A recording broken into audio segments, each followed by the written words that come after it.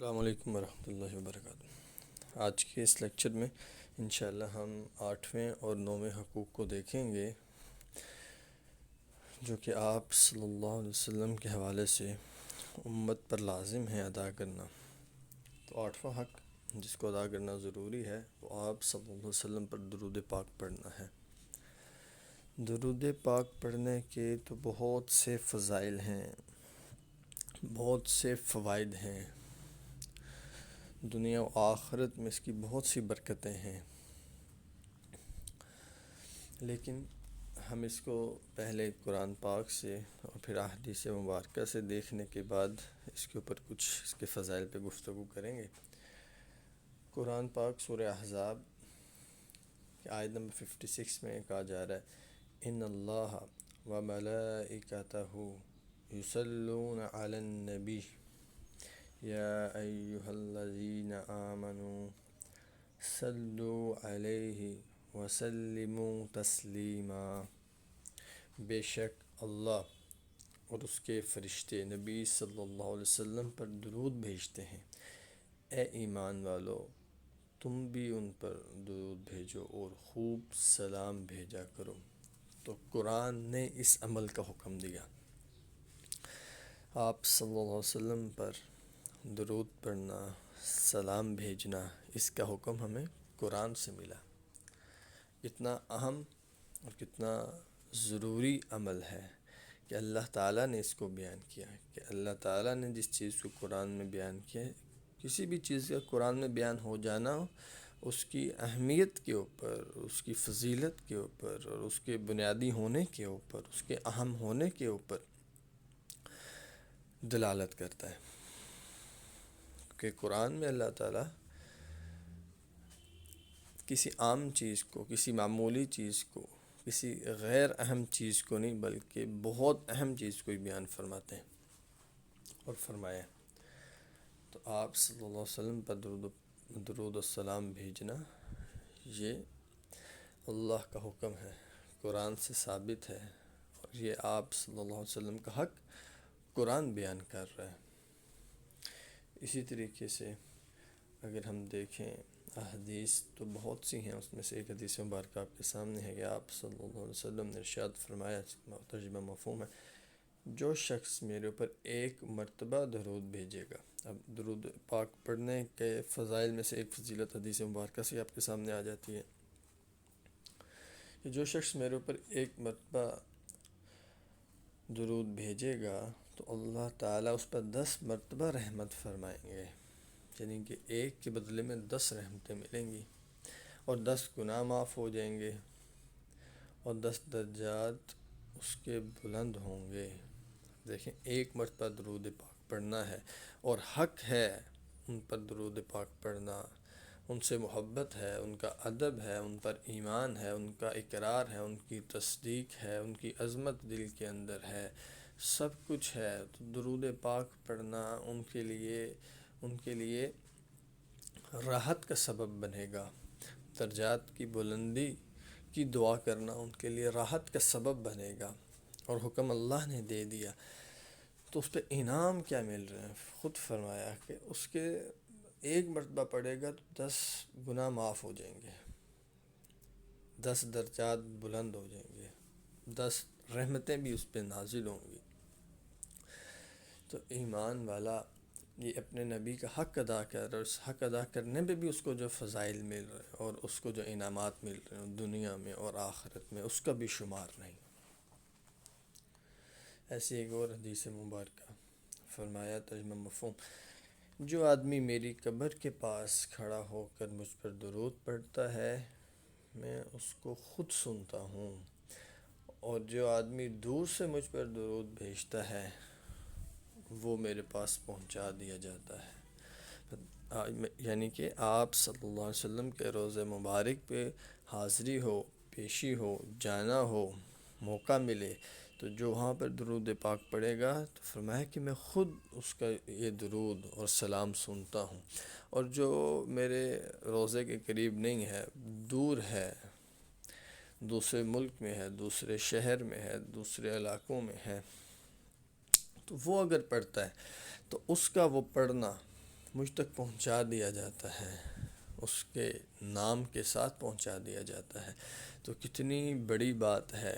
کہ آپ درود پاک پڑھیں اور آپ کے نام کے ساتھ آپ کے محبوب نبی تک یہ بات پہنچائی جائے کہ آپ کے اس امتی نے آپ پہ درود پاک پڑھا ہے، اور فرشتوں کی ایک جماعت اس بات کو پہنچاتی ہے، اس عمل کو پہنچاتی ہے۔ اور درود پاک پڑھنا دنیا و آخرت کی خیروں، برکتوں، بھلائیوں کا ذریعہ ہے۔ درود پاک پڑھنا یہ آپ صلی اللہ علیہ وسلم سے محبت کو بڑھا دیتا ہے۔ درود پاک پڑھنا اس سے خاص تعلق اور آپ صلی اللہ علیہ وسلم کی محبت نصیب ہوتی ہے۔ درود پاک پڑھنے سے وہ شخص جو اس کو کثرت سے پڑھتا ہے وہ بھی منظور نظر ہو جاتا ہے آپ صلی اللہ علیہ وسلم کا، کیونکہ مستقل اس کے نام کے ساتھ پیغام پہنچ رہا ہے کہ یہ درود پاک پڑھنے والا ہے، یہ درود پاک پڑھنے والا ہے، اس نے درود السلام آپ کے لیے بھیجا ہے۔ تو خاص ایک تعلق اور ایک نسبت ہو جاتی ہے اس شخص کی آپ صلی اللہ علیہ وسلم کے ساتھ، اور ایک گہرا تعلق پیدا ہو جاتا ہے درود پاک کثرت سے پڑھنے کی وجہ سے۔ اور درود پاک کے بہت سے فضائل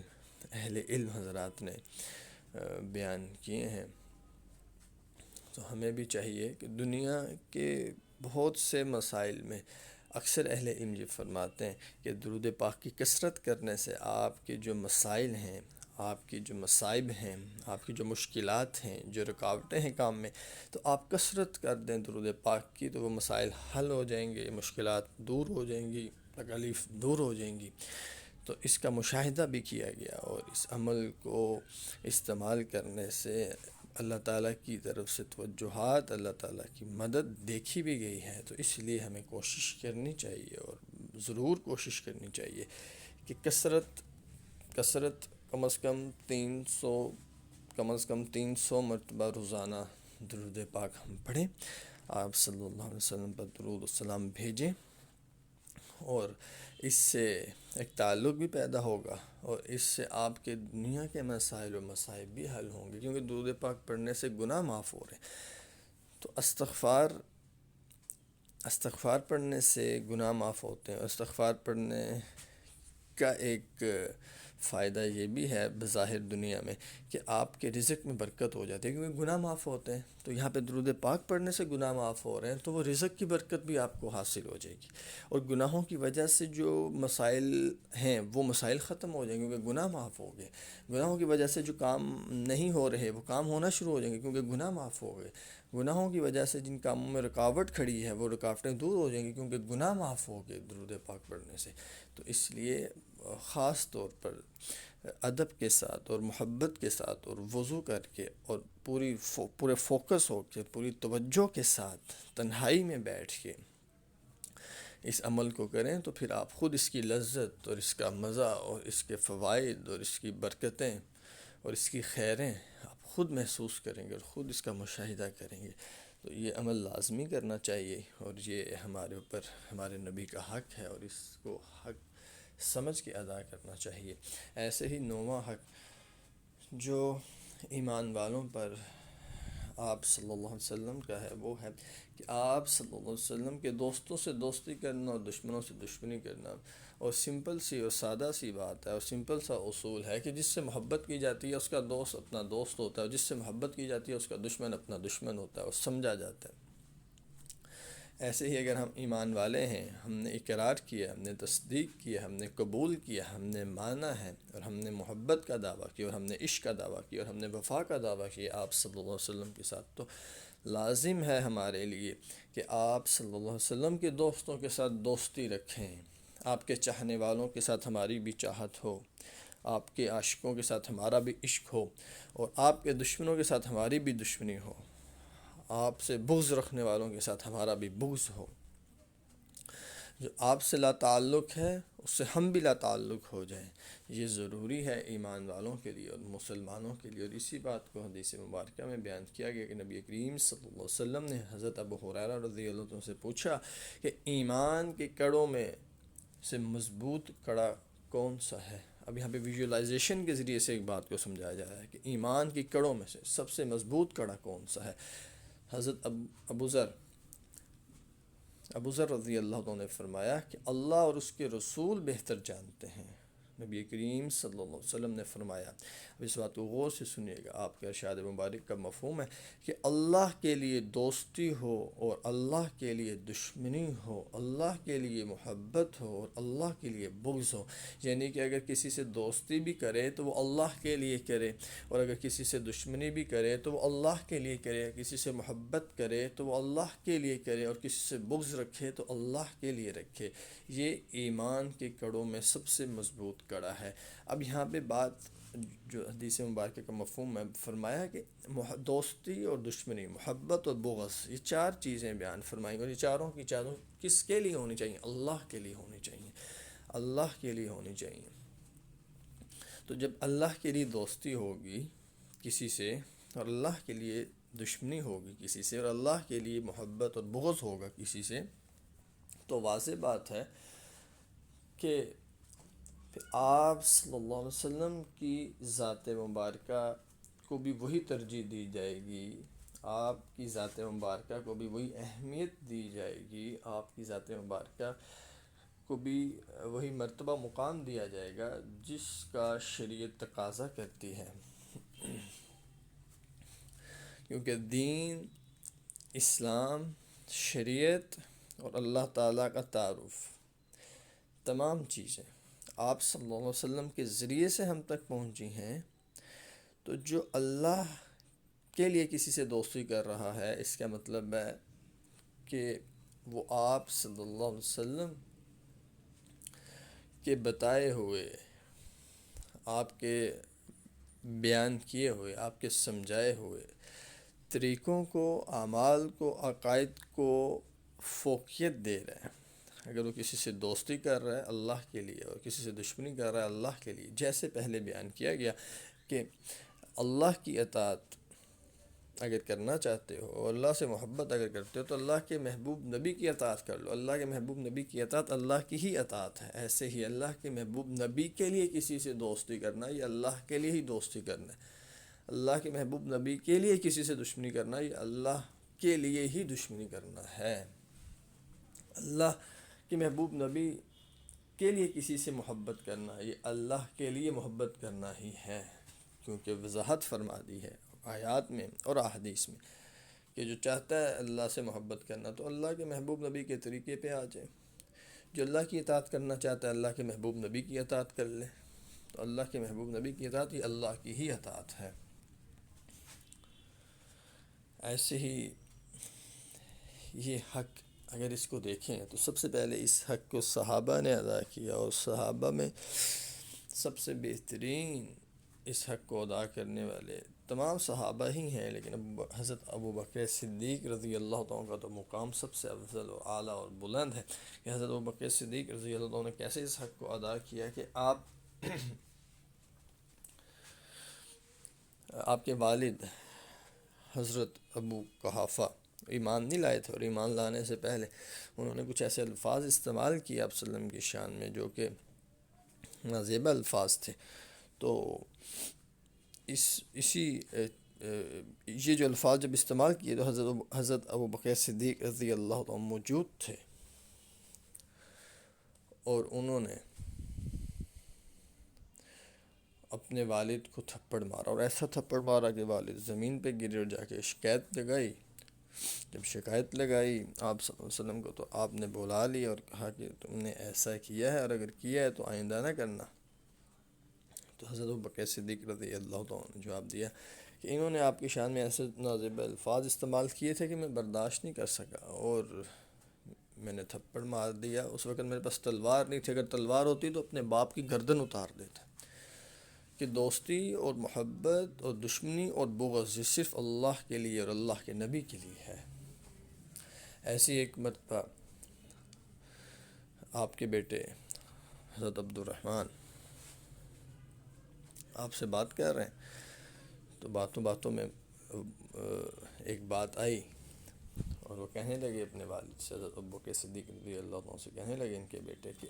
ایک مرتبہ جنگ کے موقع پہ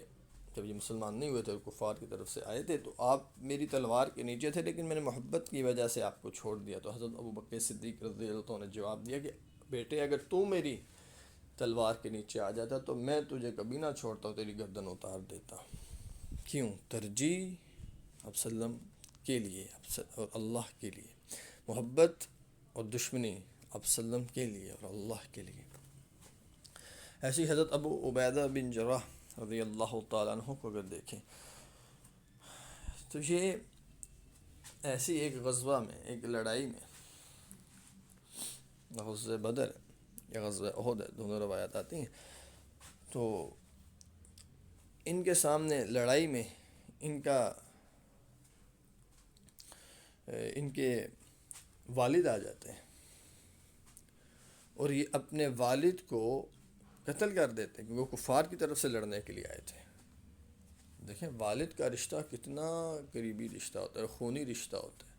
کتنا لگاؤ ہوتا ہے، کتنا ادب ہوتا ہے، رسپیکٹ ہوتی ہے، لیکن جب باپ بھی آیا ہے کافروں کی طرف سے لڑنے کے لیے نبی اور نبی کے دین اور اللہ کے خلاف، تو صحابہ انہوں نے اللہ کی ذات، اللہ کے دین اور اللہ کے نبی کو فوقیت و ترجیح دی ہے، اور دشمن جو آیا اس کو، چاہے وہ والد تھا، چاہے وہ بھائی تھا، چاہے وہ دوست تھا، اس کو قتل کر دیا، اس کو ختم کر دیا۔ حضرت عمر فاروق رضی اللہ عنہ کا واقعہ مشہور ہے کہ ماموں آیا اور ماموں کہتا ہے کہ عمر آج تو اپنے ماموں کو مارے گا؟ تو کہتے ہیں، جواب دیتے ہیں کہ آج تو میرا ماموں نہیں بلکہ تو اللہ اور اللہ کے نبی کا دشمن ہے، اور یہ کہا اور گردن اتار دے۔ کہ ترجیح اللہ کی، اللہ کے دین کی اور اللہ کے نبی کی ہے۔ ایسی حضرت مصعب بن عمیر رضی اللہ عنہ اپنے بھائی، لڑائی میں اپنے بھائی عبید